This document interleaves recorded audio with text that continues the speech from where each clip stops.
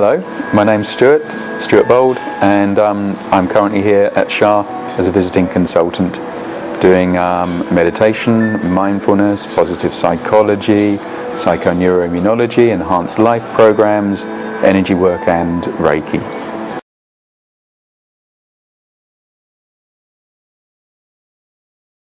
Up until 20 years ago, I was a practicing lawyer. I was a solicitor in London, and I also had qualified in New York as an attorney there. So I spent my time going backwards and forwards between London and New York.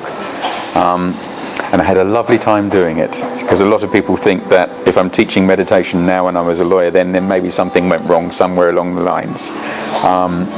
But I just decided to leave the law behind. I loved being a lawyer and I had a really good time, but I wanted to follow pursuits of the heart. What I ended up doing was traveling in Mexico, and I'd been told about a special beach that by a friend that hardly anyone knew about. This was 20 years ago now. And I went to this beach, and it was a very secluded beach, difficult to get to, very little known. And I intended just being there for maybe a week or something like that. And I ended up living on this beach for a year. And I had my hammock between two palm trees next to the sea where I slept every night. I shared the beach with the giant sea turtles that came up and laid their eggs. Every now and again, some people would come through. Every couple of weeks, I'd see some people. But most of the time, for the first 7-8 months, it was just me and the beach. And so that was the start of my meditation journey. And so I then progressed that over the years. I spent a number of years just traveling around. A few years later, I was in Egypt when I was running a dive trip for a group of students, and I met a lady who was teaching Reiki, a Dutch lady, and I didn't know anything about Reiki at the time, but I literally, the day before meeting her, had seen a book on Reiki, and I thought, oh, that just is calling to me, and so I just read the book, really connected with it. Then met this lady, and she said, oh, I'm teaching Reiki. So I learnt my first level with her. I learnt my second level with her. I then asked her if I could train to be a Reiki master. I don't use that word now. I call myself a Reiki teacher. I prefer not to call myself a master, because I don't consider myself to be a master of Reiki, let alone anything else. But I asked at the time, could I be trained to be a teacher? And she agreed, which was also nice, because I was only the second person in 12 years that she agreed to train. And normally she just said no to people, but she knew from our previous work about me, about my life experience, about my priorities, my decisions, those sorts of things. So she trained me up. So we spent a year, not full-time, but part-time, just working and training, and then I became a teacher, and that was 14 years ago. And so I've been teaching Reiki ever since around the world. Been a practitioner for all of that time. I learnt a traditional form of Reiki, I learnt a spiritual form of Reiki. So I've been developing those skills for quite a long time. As part of my journey, I learnt craniosacral therapy, so I'm a practitioner of craniosacral therapy.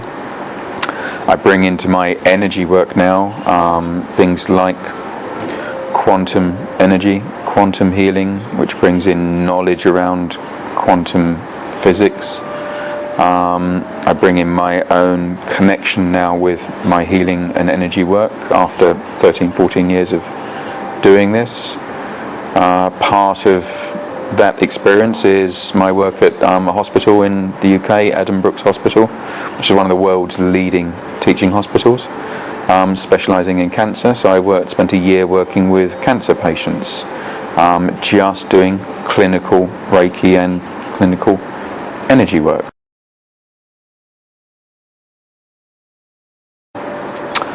my focus with the meditation and the mindfulness teaching is very much maybe as would be expected from an ex-lawyer, straightforward, down to earth, no nonsense, in a way that people can understand, that is engageable for them.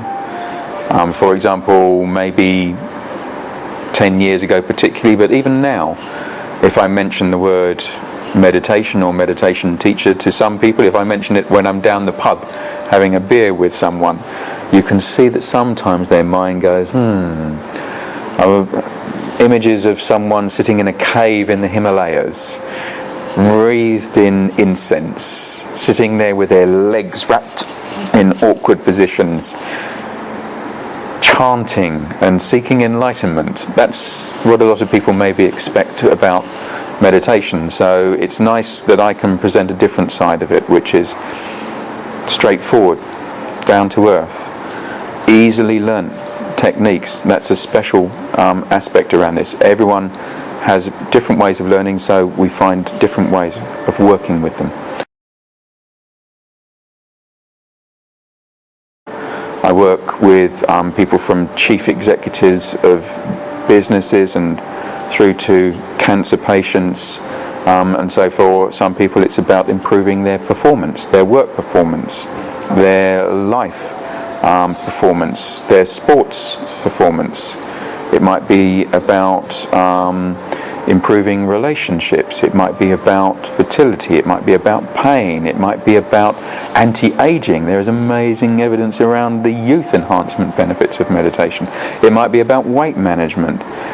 It can be all sorts of different things, and this is what I tend to specialize in, teaching people these sorts of skills so that they can use it to enhance and improve their life in their modern life. So how they can use it in their life day to day, how they can use it in their work, how they can use it in their personal life, how they can use it to improve all sorts of aspects of their life, their health, their well-being, their performance.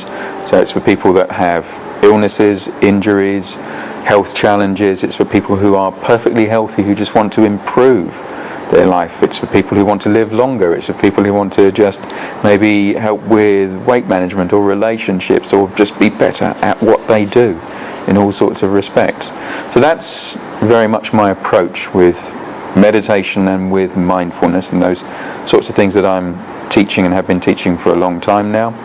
I am the founder of the Meditation Foundation in the UK, which takes all of these approaches. It's a Department of Health supported foundation, and its ethos is to promote, research the evidence-based benefits of meditation. So everything that I say in terms of the benefits when I'm working with people, everything that I've said earlier today, it's not me saying it because I want people to believe it, not me saying it because I believe it.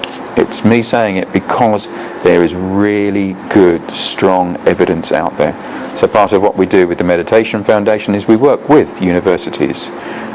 So we worked with Manchester University with meditation for cardiac rehab patients and for diabetes patients, and had excellent results. We are about to start working with armed forces veterans who are suffering with post-traumatic stress disorder. So we will be working with meditation and mindfulness with them to help them manage emotional problems, depression, post-traumatic stress depression, those sorts of things. We're about to start another research study which is just about hypertension and blood pressure, because meditation is extremely effective in terms of stress, blood pressure, hypertension, risk factors, all of these sorts of things. We're about to start another study which looks just at weight management and obesity. You might be surprised about how meditation can help with weight management, but it is, again, evidence-led.